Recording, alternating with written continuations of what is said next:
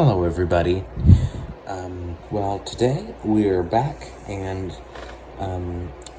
we have, along with it, a little interesting note for us. This one's called The Invisible Shepherd. Let's look at it. Be willing to follow wherever I lead you. Follow me with your whole heart, even when you don't know where I am taking you. You want to see, you want to know what's coming so that you can be ready. But that is depending on yourself. Put your faith in me instead, and I'll make sure you're ready. You don't know what lies ahead, but I know, and that is enough. Some of my best surprises are just around the corner, out of sight but very real. To receive these blessings, you must walk by faith, not by sight. This doesn't mean you should close your eyes to what is happening all around you. It means trusting me, your invisible shepherd, more than the things you can see. Okay, so, I like this one a lot. It has so much important information with it. More about trust, as we've been seeing. And, so, not only did it discuss, being able to trust God, and it made the difference between that and trusting yourself. I like how it also discussed how, you don't have to be blind to everything on your own, Like I said before, like a split responsibility almost, even if God is the one mainly in charge. Funny thing is, is that there are just so many funny little instances, well, some people call coincidences, that could be seen as the work of God, but some people would just knock it off as just what they think it is, a coincidence. And there are just, some of them are just easy to knock off as coincidences, like how would just, having an even amount of money, not having to go through the trouble of getting the change out, how would that be the work of God? There are little things like that which don't really matter. You could just knock off just as luck things. That was just a kind of a bad example, by the way. Sorry.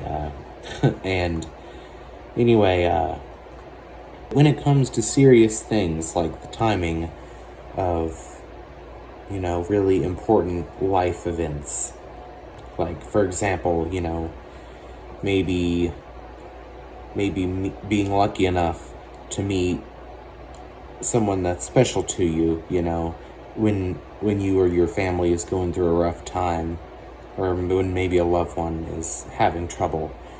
And, just having someone to lean on like that would be a very fortunate thing to happen to anyone.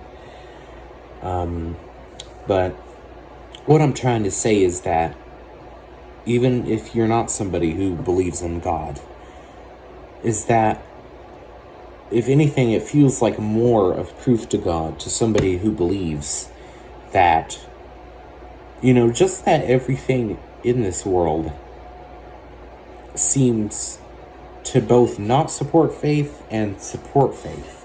Just the things in the natural environment,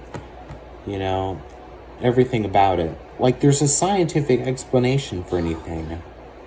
Although that doesn't mean science has to go against God. The science that would suggest God doesn't exist, like, it's physical evidence, right? But you could just as well take it in a way that would support God's existence. And what I mean is that from our perspective, we would just see that as part of the beauty of creation. Or, at least I would.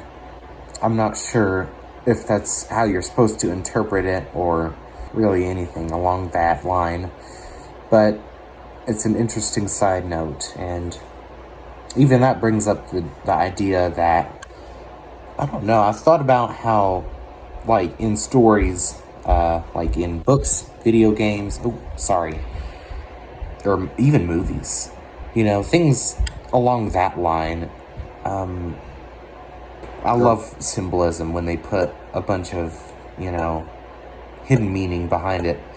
some media does especially well at that. In particular, I suppose what I'm saying is that you could even look at life through the same lens, that you can interpret it however you would like it. And I mean, you know how many philosophers or philosophical arguments there are for different ideas. Get this, some people believe that, for example, this tape dispenser here, right here, could have its own consciousness. Of course, we don't believe that. It's truly a testament to how many different ways you could look at the world from. It's a really important thing to consider, no matter what you believe.